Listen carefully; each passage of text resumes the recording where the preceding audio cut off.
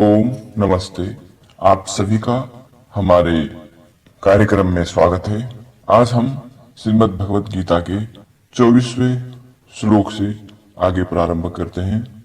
द्वितीय अध्याय। यच्छिद्यो यमदाह्योऽयं क्लेद्यो अशोष्य एव च नित्यः सर्वगतः स्थाणु रचलोऽयं सनातनः। आकाशवन्निरवयवत्वादि आत्मायं न च शस्त्रादीना छेत्तुम भेत्तुम शक्योस्ति। आकाश के समान निरवय होने से यह आत्मा न कटने योग्य है, न जलने के योग्य है, न भीगने के योग्य है और न तृणादियों के समान सूखने के योग्य ही है। यह आत्मा नित्य, सर्वव्यापी, स्थिर और त्रिगुणात्मक क्रिया रहित होने से अचल, सनातन अर्थात अनंत और अनादि है। जैसा कि श्रुति में भी कहा गया है, सत्यम ज्ञानम अनंतम ब्रह्म। सत्य, ज्ञान और अनंत रूप आत्मा है। जो आत्मा है वो सत्य ज्ञानमय है और वो अनंत स्वरूप है उसका।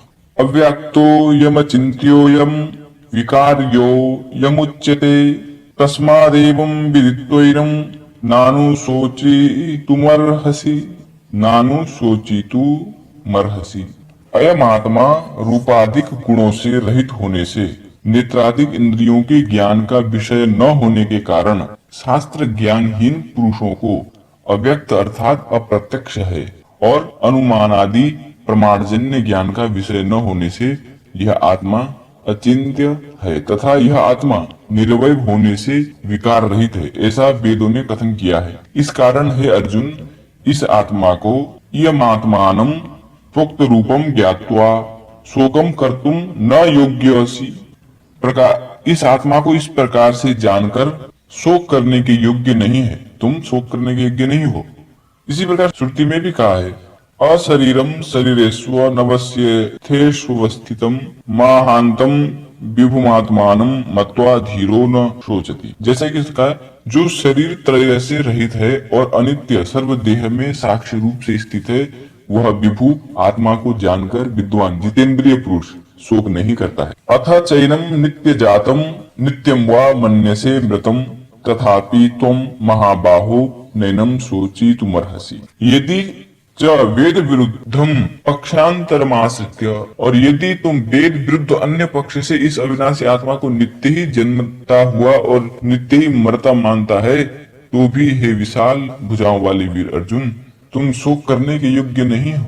जातस्य ही ध्रुवो मृत्युर्ध्रुवम जन्म मृतस्य च तस्मादपरिहार्यर्थे न त्वं शोचितुमर्हसि। जातस्योत्पन्नस्य वस्तुनो मृत्युर्नाशो ध्रुव एकांततो भवति। क्योंकि जन्मने वाले की मृत्यु अवश्यम भावी है और मरने वाले का जन्म निश्चित है। इस कारण इस अनिवार्य निवारण न हो सकने वाले कार्य जन्म मरण से तुम शोक को करने योग्य नहीं हो, इस शोक को करने के योग्य नहीं हो। जैसा कि महाभारत में कहा गया है, यद्यवापि शताब्दे वा मृत्युर्वै प्राणिनाम ध्रुवः। आज या 100 वर्ष के बाद भी प्राणियों की मृत्यु है ही, आज हो या कल हो। अव्यक्तादीनि भूतानि वक्त मध्यानि भारत अव्यक्त निधनान्येव तत्र का परिदेवना। हे ब्रह्म विद्यारत अर्जुन, एतानि शरीराणि भूतानि अव्यक्तानि जन्मनः प्रागादौ।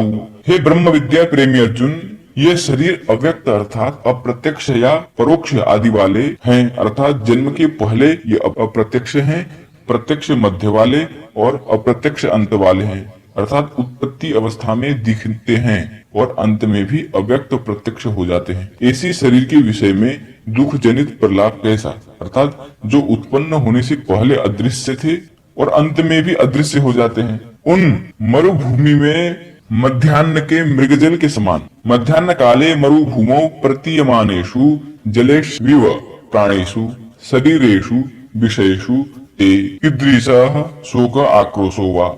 मरुभूमि में मध्याह्न के मृगजल के समान केवल बीच बीच में प्रतीत होने वाले प्राणियों या शरीर के लिए रोना धोना कैसा। महाभारत का भी एक श्लोक है, यह भूत अदर्शना दापतितः पुनश्चादर्शनम गतः नासौ तव नस्तस्य त्वं वृथा वा परिदेवना। अव्यक्त रूप से यह भूत संघात शरीर आदि अव्यक्त रूप से आया और फिर अदृश्य हो गया। यह न तेरा है और न तू उसका है, इसमें शोक करना व्यर्थ है। आश्चर्यवत् पश्यति कश्चिदेव माश्चर्यवत् ददति तथैव चान्यः आश्चर्यवच्चैनमन्यः शृणोति श्रुत्वाप्येनम् वेद न चैन कश्चित्। कोई आश्चर्य इस आत्मा को अदृश्य होने के कारण आश्चर्य के समान देखता है, और वैसे ही दूसरा कोई इसको अनिर्वचनीय होने के कारण आश्चर्य के समान कहता है। कोई न्यायिक आदि स्वतः ज्ञान रहित होने से इस आत्मा को कर्तृत्व और भोक्तृत्वहीन निर्गुण होने के कारण आश्चर्य के समान सुनता है, और कोई अति मलिन चित्त पुरुष सुनकर भी कष्ट से जानने योग्य दुर्गेय इस आत्मा को जानता नहीं है। जैसा श्रुति में भी कहा गया है, श्रुति में भी बतलाया गया है, श्रवणायापि बहुभिर्यो न लभ्य शृण्वन्तोऽपि बहवोऽयं न विद्युः। जो अविनाशी आत्मा है वह तत्व सुनने के लिए भी बहुत जनों को नहीं मिलता, क्योंकि वे अज्ञानी जन मल विक्षेप और आवरण दोनों से युक्त हैं, और बहुत जन सुन करके भी इसे यथार्थ रूप से नहीं जानते, क्योंकि इसको कहने वाला ब्रह्मवेत्ता दुर्लभ है, और साक्षात्कार करने वाले कुशल आचार्य के द्वारा शिक्षित ध्यान चतुष्टय संपन्न अधिकारी श्रवण मनन निधिध्यासन रूप साधनों द्वारा ब्रह्मात्मा का साक्षात्कार करने वाला ही दुर्लभ है। देहि नित्यमवध्योऽयं देहे सर्वस्य भारत तस्मात् सर्वाणि भूतानि न त्वं शोचितुमर्हसि।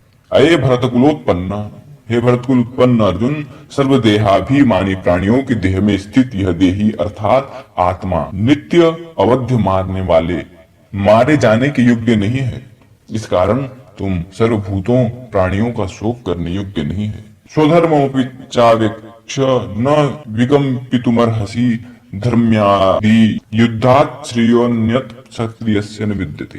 और अपने वेदोक्त क्षत्रिय धर्म को देखकर भी तुम युद्ध से चलायमान होने के योग्य नहीं है, क्योंकि क्षत्रियों को युद्ध से अन्य कोई श्रेय अर्थात कल्याणकार का साधन विद्यमान नहीं है। जैसा कहा है, तथा चोक्तम द्वाविमौ पुरुषौ लोके सूर्यमण्डलभैरितौ परिव्राड योग युक्तश्च रणे चाभिमुखे हतः। सूर्य भेदन करके ब्रह्मलोक को जाने वाले दो ही पुरुष हैं, एक तो आत्मज्ञानहीन योग युक्त सन्यासी, और दूसरा जो युद्ध में सन्मुख होकर सूरवीर मरा है। यदृच्छया चोपपन्नम स्वर्ग द्वारमपावृतम सुखिनः क्षत्रियाः पार्थ लभन्ते युद्धमीदृशम्।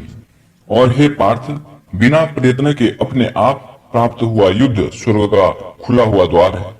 इस प्रकार के युद्ध को बड़े भाग्यवान जितेंद्रिय ब्रह्मनिष्ठ क्षत्रिय लोग पाते हैं।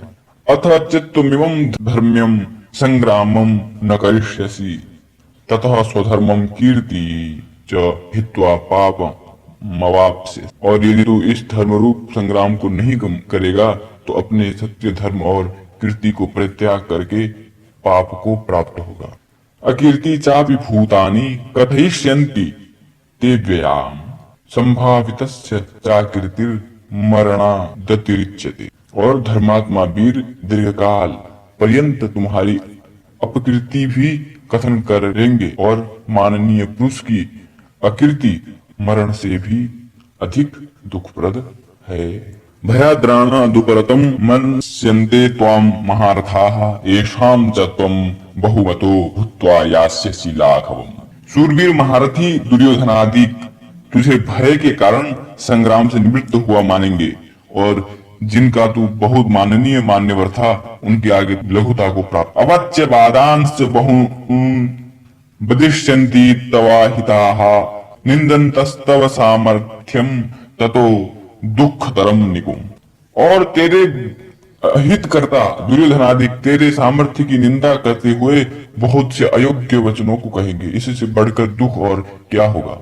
हतो वा प्राप्स्यसि स्वर्गम जित्वा वा भोक्ष्यसे महिम तस्मात् उत्तिष्ठ कौन्तेय युद्धाय कृतनिश्चयः।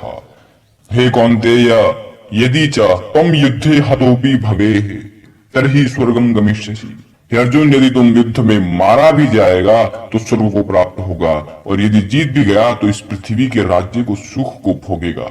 इसलिए युद्ध के अर्थ दृढ़ निश्चय वाला होकर उठ।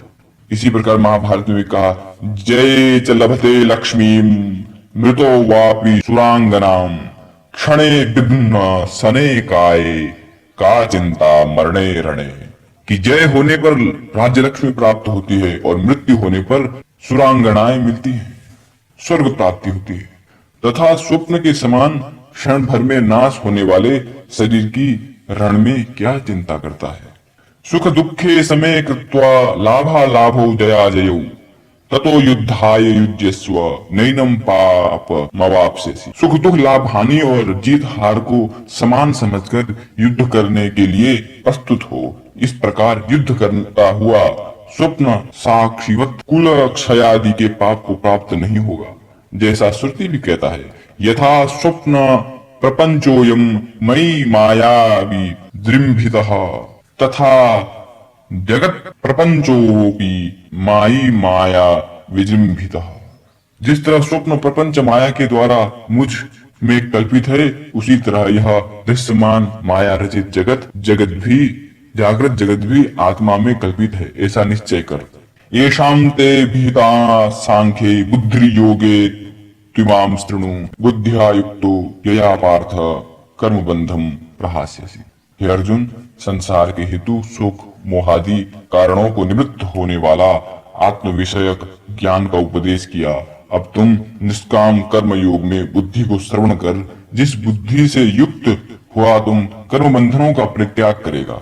नेहा भी क्रम नाशोस्ति प्रत्यवायो न विद्यते स्वल्पमप्यस्य धर्मस्य त्रायते महतो भयात्। हे अर्जुन, जिस निष्काम कर्म योग में कर्म के फल का नाश नहीं होता, कृषि आदि के समान तथा प्रत्यवाय अर्थात सकाम विधि वाक्य के उल्लंघन का पाप भी नहीं होता है, इस निष्काम कर्म योग रूप धर्म का थोड़ा अनुष्ठान किया हुआ अंश भी महान जन्म मरणादिक भय से रक्षा करता है। व्यवसायात्मिका बुद्धि रेके कुर्नंदन बहुशाखा हिनंताश्च बुद्धयो व्यवसायिनाम। हे कुंती नंदन अर्जुन, इस श्रेयस के मार्ग में आत्म तत्व को अवगाहन करने वाली काम कर्म आदि संकल्पों से रहित निश्चयात्मक अहम ब्रह्मास्मि रूप बुद्धि एक ही है और सत्यासत्य के विवेक से शून्य चित्त वाले अज्ञानी पुरुषों की बुद्धि नाना प्रकार की भोग्य कामनाओं से युक्त अनंत शाखा वाली होती है। श्रीमद् भगवद गीता उपनिषत्सु ब्रह्म विद्यायाम सांख्य योगो नाम। ओम शांति शांति शांति। प्रिय मित्रों, हम इससे आगे अन्य श्लोकों का भी वाचन करेंगे तथा आपके ज्ञान के लिए इसका अनुवाद भी करेंगे। हमारे आगे के कार्यक्रम में सम्मिलित होते रहिए। नमो नमः।